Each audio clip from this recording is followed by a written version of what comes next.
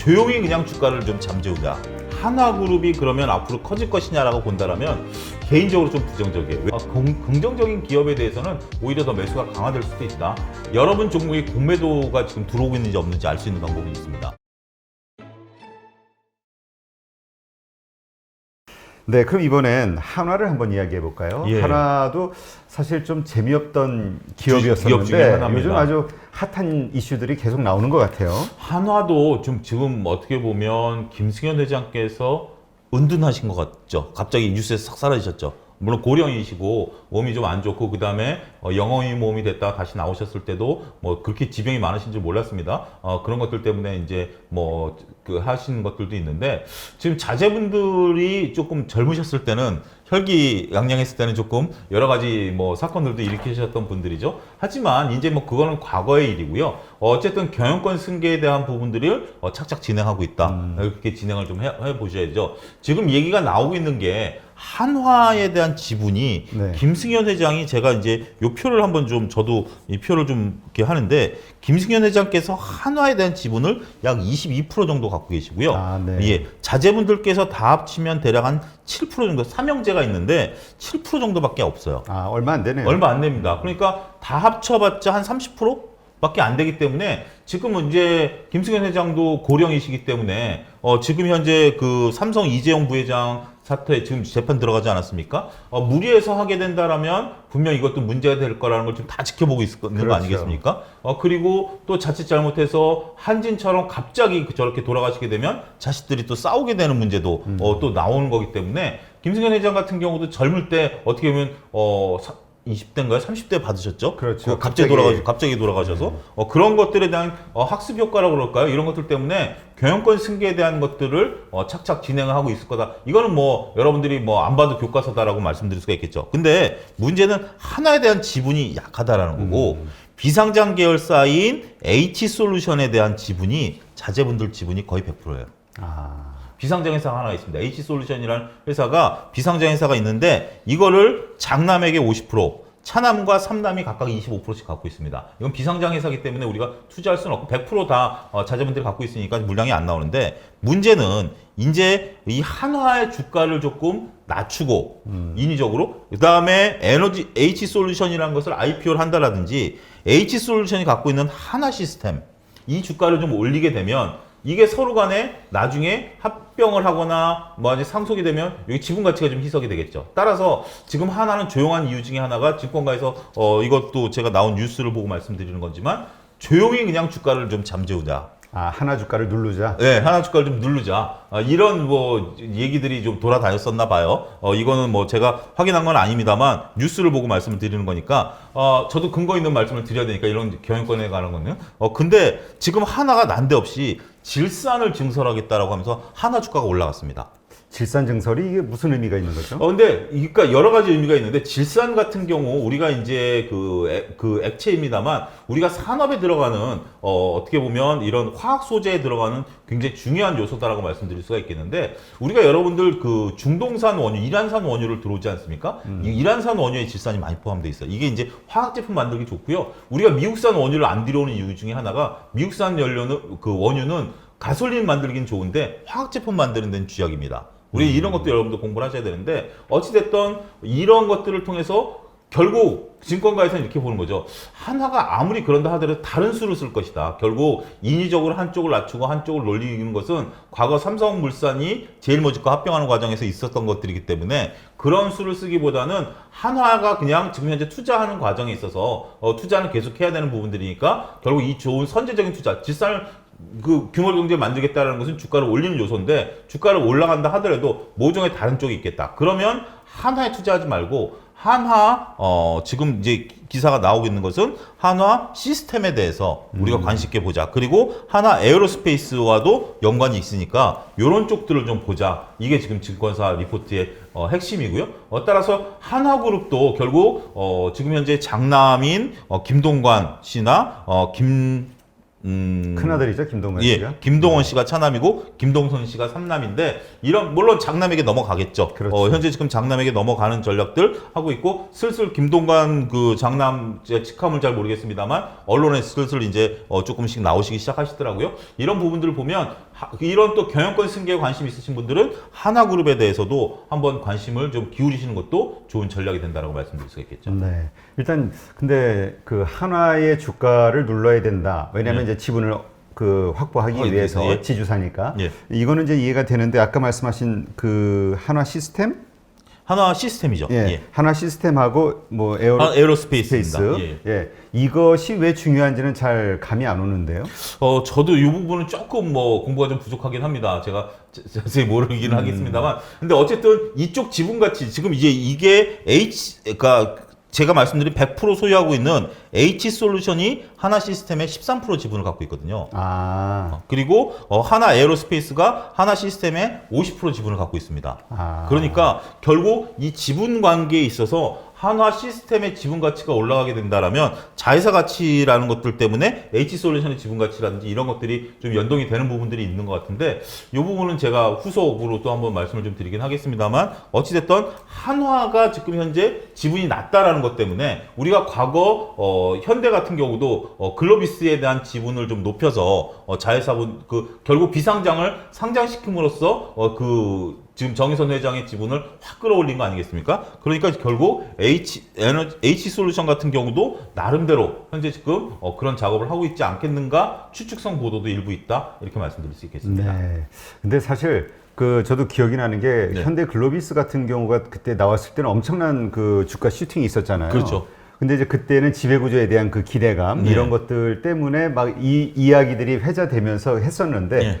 그때가 거의 10여 년 이전 훨씬 그렇죠. 전이잖아요. 예, 그러니까 시대가 바뀌면서 지금은 예. 뭐 잘못했다가는 뭐 이재용 부회장처럼 감방 갈 수도 그렇습니다. 있고 여러 가지 소송에 시달릴 수 있으니까 이렇게 대놓고 이 비상장 회사인 그 회사가 H솔루션. H솔루션이 이 뭐 시스템이나 에어로스페이스 이쪽에 지분을 많이 가지고 있다 해서 이거를 지주사로 키우는 어떤 작업들을 그렇게 만만하게 쉽게 할 수 있을 것 같지는 않을 것 같아요. 거죠. 그러니까 지금 현재 상장돼 있는 기업들 같은 경우 오히려 서서히 뭔가 이렇게 우리가 자연스러운 것은 결국 기업이 이렇게 지금 뭐 정확히 지적하신 게 인위적으로 지금 주가를 끌어올린다? 이거는 별로 재미없을 겁니다. 그리고 뭐 IPO도 계속 하다 보면 이제 별로 흥행이 없다 이런 거 아니겠습니까? 학습 효과라는 게 분명히 있죠. 그렇지만 나머지 그 회사들의 본질 가치를 끌어올린다면 그거는 뭐 얘기가 되는 부분들이고 하나 같은 경우도 결국 질산 투자를 뭐 미루지 않고 한다라는 것은 나름대로 자신감 있는 어떤 경영권 승계에 대한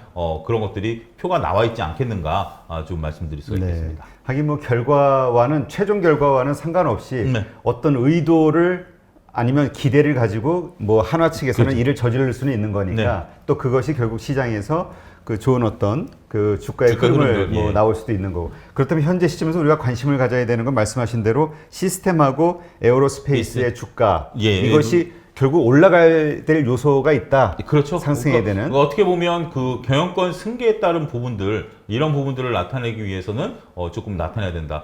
제가 지난번에 SK 그 후속 그 뉴스가 나온 게 SK 사장이 그러셨어요. 결국 주 SK 가격을 좀 끌어올려야 된다. 그래야 최태원 회장의 사재를 좀 덜 쓸 수 있다. 이런 걸 언론에서 얘기를 하셨더라고요. 저는 깜짝 놀랐는데 그런 것처럼 결국 대주주의 자금을 줄이고 어떻게 보면 소용되는 자금을 줄이고 나머지 부분의 기업의 본질 가치를 끌어올리는 작업들은 분명 밑에서 해야 되는 부분들이다. 그렇게 좀 말씀드릴 수가 있겠죠. 네. 자, 그렇다면 이 지배구조와 상관없이 일단 우리가 한화라는 기업이 가지고 있었던 방산 부분 뭐 이런 것들인데 이제 새롭게 우주하고 우주항공 이런 쪽으로 사업 영역을 넓힌다고 했을 때 이 단어가 주는 어떤 이미지는 되게 매력적인데 사실 돈 되는 건 아니잖아요, 지금. 그렇습니다. 오히려 돈을 많이 투자를 하고 써야 되는 상황인데 이게 과연 기업 성장 측면에서 플러스적인 요소가 얼마나 될 것인가? 냉정히 말씀드리면 저는 그렇게 긍정적이지 않다. 그러니까 이제 제가 한화를 보는 거는 지배구조 관점에서 보는 거지 한화그룹이 그러면 앞으로 커질 것이냐라고 본다라면 개인적으로 좀 부정적이에요. 왜냐하면 한화가 지금 한화 솔루션 같은 경우 이제 태양광 부분에 있어서 OCI에 비등할 정도로 나왔는데 그 전에 OCI가 태양광에 진출해 동양제철화학 시절부터 가장 선두였었죠. 그렇죠. 그리고 벌써 감가상각을 끝내서 원가 경쟁력이 있었을 때 하나는 뒤늦게 뛰어들었어요. 근데 하나뿐만이 아니라 그때 당시에 뛰어들었던 회사들이 몇몇 회사들이 있다가 다 철수를 했습니다. 돈이 안 되니까. 네. 그러면서 OCI가 가격 경쟁력을 확 낮춰버렸기 때문에 이건 여러분들 잘 아셔야 되는 게 우리가 그런 거예요. 이미 내가 어떤 가게에서 잘 팔리고 있어서 가게를 만든 비용을 다 떨궈냈어요. 근데 옆에 가게가 생겼다? 그 막 인테리어 시작하고 돈 한참 들어갈 때 내가 가격을 확 낮추면 옆에 가게가 확 죽어버립니다. 이게 기업 간의 싸움인데 이게 감가상각비에 대한 싸움인데 거기서 이긴 게 OCI거든요. 근데 하나는 그 막대한 적자를 하면서도 그걸 버텨놔서 지금까지 왔는데 하나의 기업 문화라고 그럴까요? 좀 이런 게 이건 100% 여담입니다. 회장한테 제가 이제 보고를 가요. 회장님, 뭐 이러이러한 사업을 하겠습니다. 그러면 회장이 한번 해봐. 근데 생각보다 오판이 바뀌었어요. 그러면 회장님, 제가 이런 것들을 하자고 했는데 생각 바뀌었습니다. 이거 철수하십시오. 이 말을 못 한답니다. 끝까지 직진이군요. 직진입니다. 끝까지 직진이기 때문에 이게 뭐 아니면 도인데 이게 조금 하나의 어떻게 보면 매력일 수도 있고 하나의 발목을 잡는 걸 수도 있고 그래서 말씀하신 것처럼 우주나 항공 같은 경우 지금 뭐 돈은 당장 돈은 안 되는 거라 물론 이제 되는 것 뭐 하긴 하겠습니다만 다 직진하고 있는 상황이기 때문에 이게 과연 어떤 결과가 될지는 좀 재미있게 지켜보셔도 되지 않을까 그렇게 좀 말씀드릴 수 있겠습니다. 하여튼 뭐 현대차 그룹도 그렇고 SK도 그렇고 네. 요즘 그 뭐 지배구조적인 면도 그렇고 네. 뭐 포스코 말씀하셨듯이 그 뭔가 새로운 사업들을 통해서 새로운 성장 동력을 찾으려는 시도를 많이 하는데 네. 사실 이게 다 성공하면 좋겠지만 그렇진 않잖아요. 네. 우리가 그런 기업들에 투자할 때 그 가져야 되는 어떤 그 주의사항, 포인트 이런 게 있다면 뭐가 있을까요? 그러니까 이제 콕 집어서 어떤 계열사를 한다라는 것은 좀 조심스럽다. 그래서 제가 항상 말씀드리는 게 가운데 있는 회사, 거듭 말씀드리는 게 가운데 있는 회사가 좀 덜 오른다 하더라도 이게 결국 모든 걸 주관하고 서서히 올라갈 수 있다라는 것에 포커스를 맞추셔야 되고요. 그리고 이건 시나리오에 의한 투자고 우리가 희망에 의한 투자죠. 결국 기업에 있어서 그룹에 계신 정말 어마무시한 분들이 짜놓고 있는 시나리오를 우리가 읽어낼 수는 없지만 증권가에서 그걸 나름대로 읽어내서 하는 거기 때문에 이게 잘못됐을 경우에 리스크 관리를 항상 하셔야 된다는 거. 그러니까 이게 무조건 영업이익에 따라서 올라가는 부분들은 분명 아니고 나름대로 반은 테마주 성격을 갖고 있거든요. 그러니까 완전 테마주도 아니고 영업이익에 기대서 올라가는 가치 투자도 아니고 지배구조와 관련해서 결국 한쪽을 인위적으로 키워야 되는데 내가 편승하겠다라는 거기 때문에 그러한 부분에 있어서 리스크 관리는 다른 가치 투자와는 좀 다르게 좀 더 많이 기울이셔야 된다. 이 점도 조심스럽게 말씀드릴 수 있겠습니다. 네. 일단 뭐 이렇게 관련된 그 변화를 꾀하는 그룹들, 그 그룹들의 이제 주가가 올라가는 것을 보면서 좀 반가운 마음도 있는데 또 한편으로는 이제 5월 달서부터 그 공매도가 실행되잖아요. 그렇죠. 예, 예. 이런 것들이 다 그 공매도 공격의 빌미가 되지 않을까. 그러니까 기본 이상으로 자꾸 오버슈팅 되는 이 상황들이 어떻게 보시나요? 일단 뭐 아무래도 이제 발등에 불이죠. 공매도라는 것들 발등에 불인데 이렇게도 생각해 볼 수가 있죠. 공매도에 대해서 과연 어떤 기업들 말씀하신 것처럼 이제 거품이 있는 기업들은 공매도가 나오는데 그 거품을 기관들과 외국인들이 봤을 때 아무래도 이제 주축은 기관과 외국인이 되겠죠. 개인들한테 열어놓는다 하더라도 개인 지금 뭐 저도 보면 SNS에서 보면 교육 벌써 1시간 반 받으신 분들 많으시더라고요. 준비를 하고 계신데 공매도 할 준비. 예, 공매도 하려면 1시간 반 교육을 받아야 되기 때문에 금감원 교육하고 협회 교육 받으셔야 되기 때문에 그거 하신 분들 일단 해놓는 거죠. 지금 시간적 여유가 있을 때 해놓으시는 건데 글쎄요, 뭐 저도 선물 매도를 쳐보면 정말 힘들어요. 이게 선물 이게 그러니까 하락 쪽에 베팅하는 게 보통식 강심장 가지고 강심장 갖고 안 됩니다. 이게 여러분들 이게 쉬울 것 같죠. 그리고 이렇게 되면 매도 치면 될 것 같죠. 이게 쉽지가 않습니다. 어쨌든 외국인과 기관들이 여전히 뭐 갖고 놀 것 같은데 현재 지금 약한 고리가 있다라는 건 서서히 지금 연동성이 확대되고 있고요. 그런 부분들에 있어서는 어쨌든 뭐 공매도를 정부에서 허가한 것은 매기 역할을 하라는 부분들이기 때문에 공매도가 좋다 나쁘다 논쟁보다는 공매도가 선순환하는 것들 그리고 공매도가 만약에 많은 종목들 같은 경우는 지난번에도 말씀드렸다시피 테슬라 같은 경우 공매도를 이기고 올라가지 않았습니까? 긍정적인 기업에 대해서는 오히려 더 매수가 강화될 수도 있다. 저는 좀 너무 걱정하시는 것보다 물론 여러분들 종목이 공매도에 우려가 있다라고 한다면 지금부터라도 빠져나오시는 것도 하나의 전략이 될 수가 있겠죠. 네.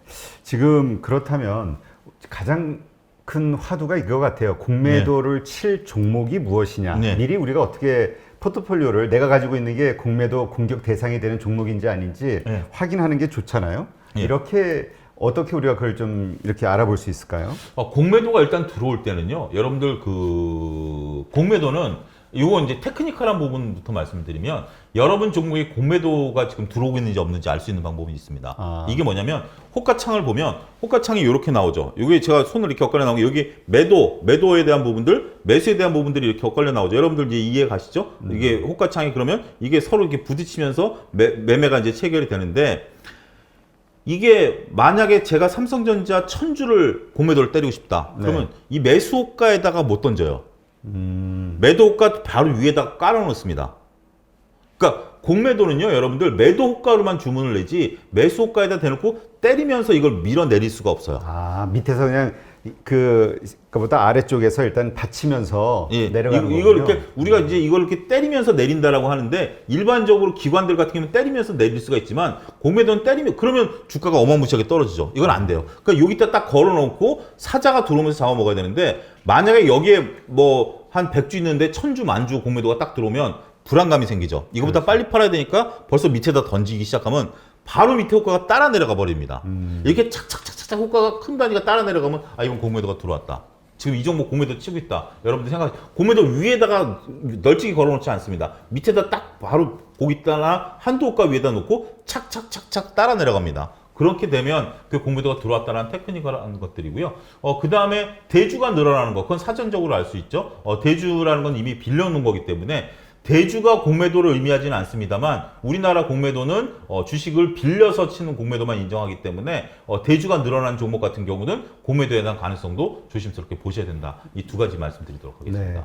사실 그 우리가 기관들, 외국인들의 그 공매도만 생각하고 있는데 개인들도 공매도 쪽에 참여하는 분들이 얼마나 늘어날지도 한번 지켜봐야 될 요소 같아요. 왜냐하면 그게 상당히 위험한 거긴 한데 일단 첫 번째 얼마나 위험한지에 대한 경험들이 없으시고 우리 인버스에 투자하는 거 보면은 이 화끈하단 말이에요. 또 베팅하는 이게 스타일이 화끈들 하셔가지고 제가 공매도 팁 하나 드릴까요? 여러분들 공매도 치시고 싶으신 분들은 이렇게 보시면 돼요. 차트를 갖고 공매도를 치셔야 되는데 물론 이제 가치가 떨어지는 거 갖고도 공매도 치실 수 있죠. 차트가 헤드 앤 숄드라는 이제 모양이 나오잖아요. 그러면 왼쪽 어깨보다 오른쪽 어깨에서 그러면 이제 이 헤드 앤 숄드가 완성되면서 주가가 떨어지잖아요. 그러면 공매도는 오른쪽 어깨에서 치시는 겁니다.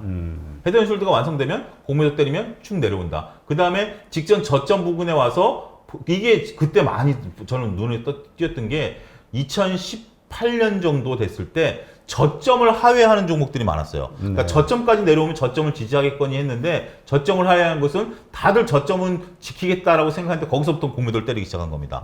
그런 모습들이 착착착 나오는 그 기업들을 많이 봤는데 그런 것들 같은 경우 여러분들이 나름대로 한번 노리신다라면 그런 것들, 그러니까 위에서 이 정도 올랐으니 공매도를 했다라고 하는 건 절대 안 됩니다. 그렇죠. 그거는 정말 희망에 투자하시는 거고요. 테크니컬하게 차트가 깨질 때, 무너질 때, 요럴 때 공매도 하시는 것도 나름대로 팁이 된다라고 말씀드릴 수가 있죠. 그리고 역으로 내가 들고 있는 종목이 공매도의 공격 대상이 될 수 있을지를 판단하는 것도 지금 얘기하신 차트의 모습, 요것도 이제 반대로 또 생각해 보시면 되겠죠.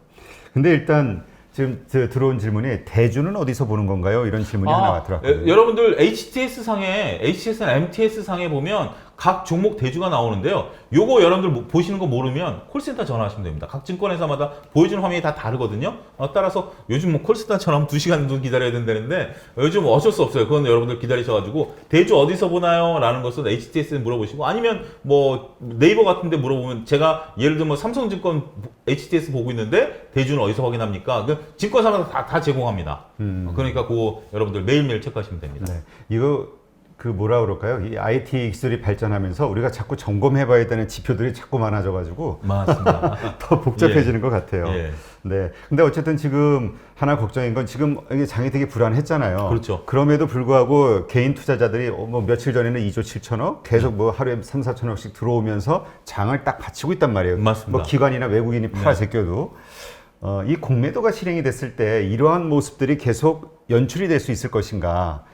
투심이 가라앉게 되면 또 불안해지잖아요. 이걸 걱정하는 분들이 있어요. 그러니까 지금 현재 고객 예탁금이 물론 뭐 SK IT에 대한 부분들도 있겠습니다만 다시 70조를 넘어섰다라는 게 고무적이다라는 거죠. 이거는 주식을 살려고 들어온 돈인데 우리가 요거가 1월 달에 74조를 찍은 이후에 다시 지금 70조대를 넘어섰다라는 것들이죠. 언제까지 고객의 탁금이 들어오느냐라는 부분들은 과거와는 정말 다릅니다. 제가 증권 업계에 거의 30년 가까이 있었는데 보지 못한 물결이에요. 정말 미국이 401k 연금을 투자한 거와 마찬가지로 지금 개인 투자자분들이 주식 투자에 대한 열기가 어마무시하게 들어오기 때문에 공매도가 들어온다 하더라도 저는 들어올 것 같습니다. 이거는 그렇지만 단지 좀 우려시되는 것은 가을쯤 됐을 때 벌써부터 실망 매물들이 조금 이제 있는 부분들, 그리고 뭐 가상화폐 부분에서 실망 매물들이 좀 있는 부분들이 있다라면 좀 앞서 조심스러운 말씀하셨잖아요. 경험해보지 못했기 때문에 이제 경험들을 하고 나면 그때 가서 자금이 좀 빠질 것 같은데 글쎄요, 뭐 당분간은 이 흐름은 쉽게 무너지지 않을 것이다. 그리고 일단 공매도 이후에 과연 어떤 흐름이 이어질지에 대해서는 지금 예측보다는 대응으로 한번 보셔야 되지 않을까 말씀드릴 수 있겠습니다. 네, 하여튼 분명한 건 변동성이 앞으로 예상이 되고 있기 때문에 그렇죠. 예. 하여튼 가장 이럴 때일수록 우리가 투자하는 종목을 펀더멘털이 강한 매출 맞습니다. 실적이 영업이익이 계속 증가하고 있는 그런 우량주 중심으로 포트폴리오를 좀 짜놓는 게 좋지 않을까 이런 생각이 그렇습니다. 드네요. 예. 네.